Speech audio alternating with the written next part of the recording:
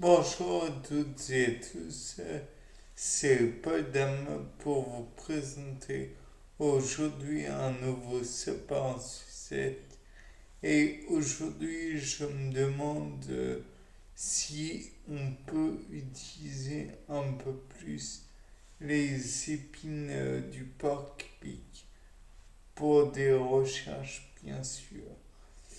C'est bizarrement expliqué, mais je vais rentrer dans les détails.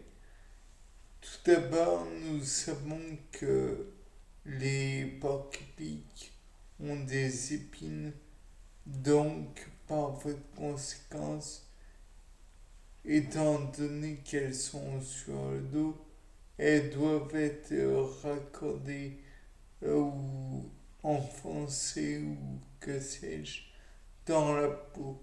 Il serait intéressant, d'après moi, de voir quelles sont les façons dont ils sont ancrés dans la peau du mammifère. De plus, d'après moi, il serait intéressant de voir donc la, comment dire, la structure de l'épine.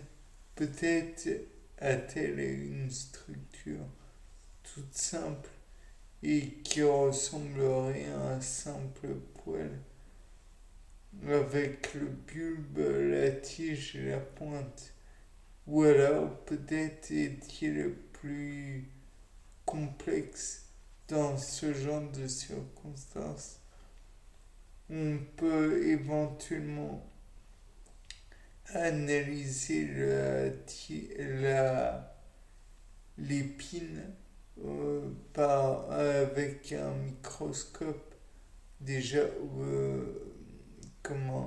microscope à balayage. Oui, ça doit être à balayage. Avec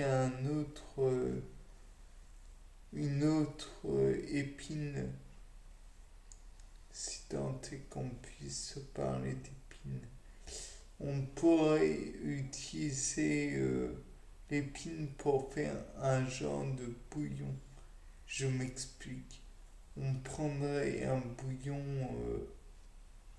minimum, enfin qu'on utilise pour faire des milieux minimums, et on rajouterait peut-être de l'eau distillée afin que le pic, l'épine en elle-même puisse correctement se enfin infuser ces bactéries, et ensuite on pourrait les étaler sur une lame et les analyser au microscope. Il serait intéressant de voir si ces épines sont recouvertes uniquement d'un de rien en fait, juste des bactéries, ou peut-être y a-t-il un fluide hydrolipidique pour éviter qu'elles se brisent trop facilement à cause d'une déshydratation. Ou alors peut-être que l'animal a ses épines qui partent naturellement au moindre choc frontal.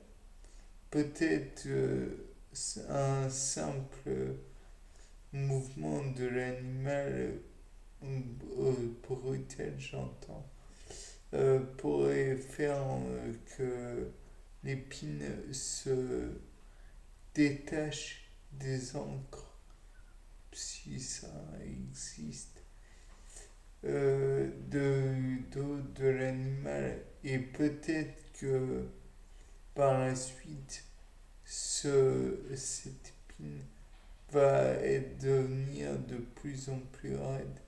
Peut-être que par l'oxydation, l'épine qui à la base était peut-être molle donnerait une épine plus raide, plus dure.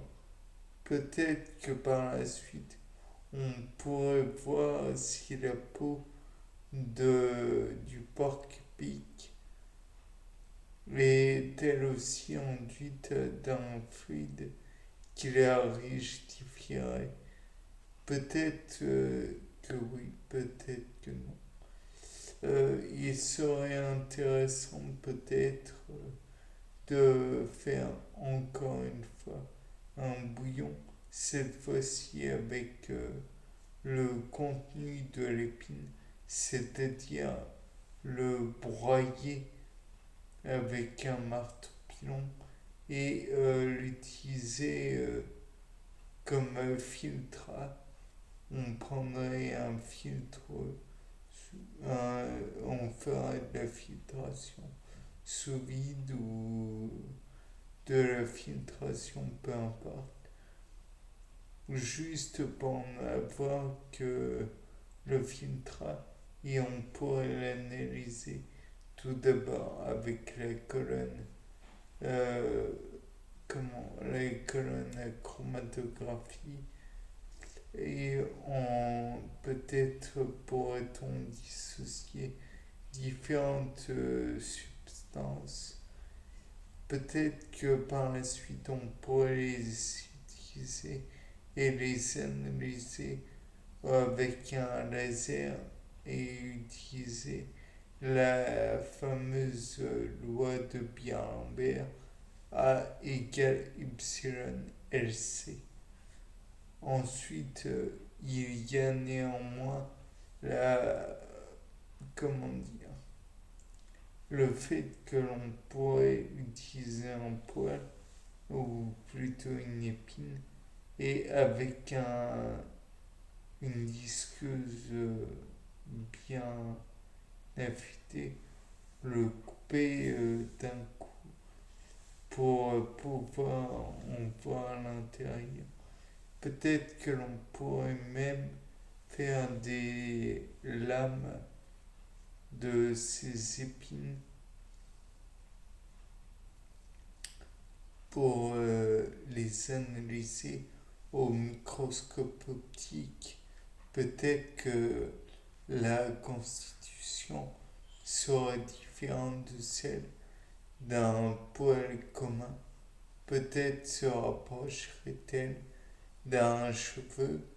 Peut-être n'aurait-elle pas les mêmes contraintes que les poils des hommes, puisque les hommes, ou peut-être plus de contraintes thermiques, puisque les hommes sont moins exposés à l'environnement.